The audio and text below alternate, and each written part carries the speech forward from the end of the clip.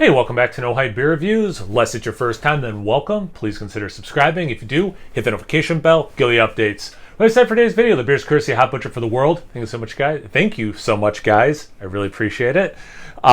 This is Chicago Henge, Nelson and Rakau, Rakau, hopped, plus Phantasm. So it's got two hops, Nelson and Rakau, however you pronounce it. Plus the Phantasm. It's a double IPA, 7.5% ABV, and it is 2.5 weeks old at time of review. Wait till after I give my thoughts to look at their tasting notes.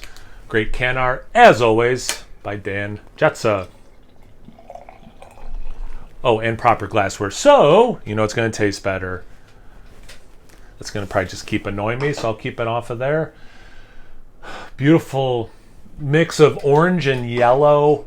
Maybe a hair more orange, but there's a lot of yellow in there. It's maybe almost 50-50. I'm thinking with the way the light's on it, maybe you're seeing a little bit more yellow than I am. So I'm kind of trying to anticipate that. Definitely hazy. Looks like a New England style double IPA. About half a finger, 3/4 of finger of off-white head, relatively small bubbles. Definitely looks in the realm of what it's supposed to be. Let's get into the aroma.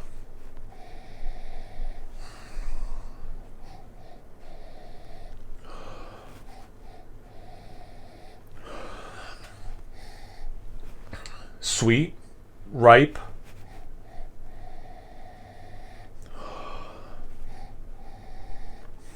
Get a little bit of that lemon thing I get with Nelson. Interesting. For me right now, anyway, it's nondescript. How like that fruit is. It's almost just like fruit salad. You open up, you made fruit salad. You open it up, and there it is. I can tell you some stuff. It's not banana. It's not pineapple.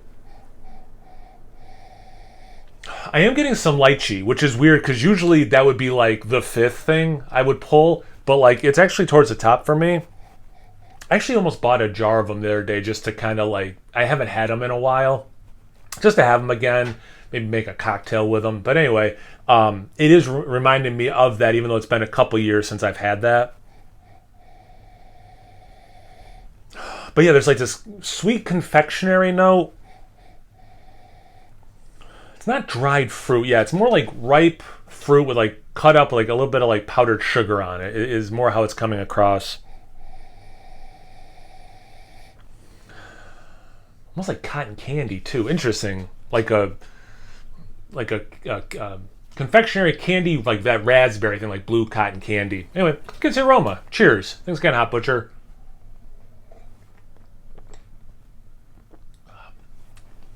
I mean, it's okay. Great mouthfeel. Sweetness up front. Bitterness kicks in. I really like the bitterness. I think that's what I always say in almost all of these reviews. Not just Hot Butcher, but in a lot of the more recent IPAs, especially the ones like the New England style family. This is nice. I do get a little bit, I don't know, I mean, besides not knowing how to pronounce it well, the Rakau, I don't know much about that hop. I don't know what it kicks out much. So I'm looking at the camera, about 1.5 feet in that direction.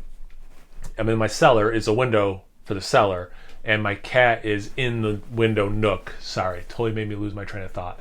I don't know what that hop is supposed to kick out or anything, so it's kind of cool because like Nelson I know pretty well. I get a little bit of lemon, but it's not as like white wine as I get. It reminds me, okay, this kind of makes sense. You guys ever have those cotton candy grapes?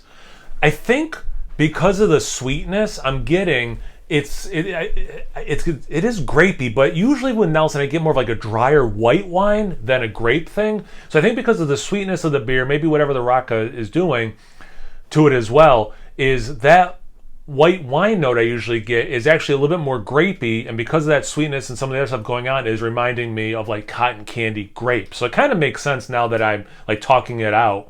I just realized I did that again, and that's going to keep annoying me. It also doesn't help anything. I just cut a lime and I washed my hands, but apparently I still have a little bit of lime on my fingers.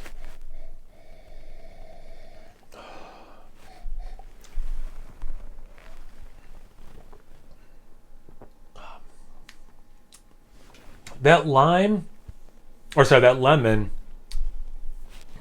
it definitely is there. There's a little other citrus element. It's more like it reminds me of like a very sweet, juicy, like clementine, to be specific.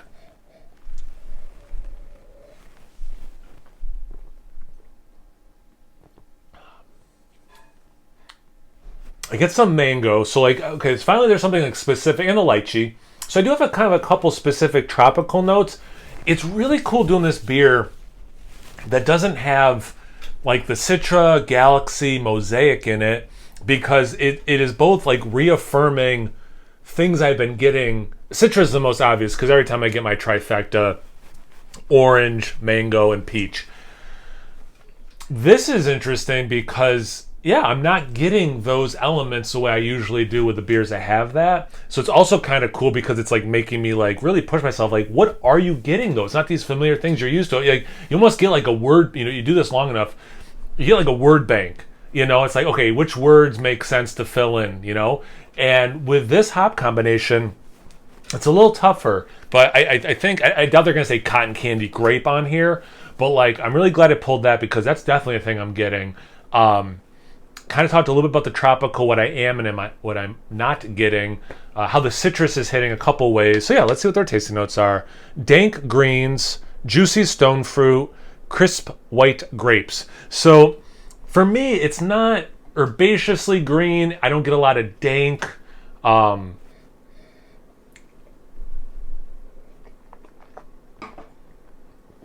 Clearly not a word I was using.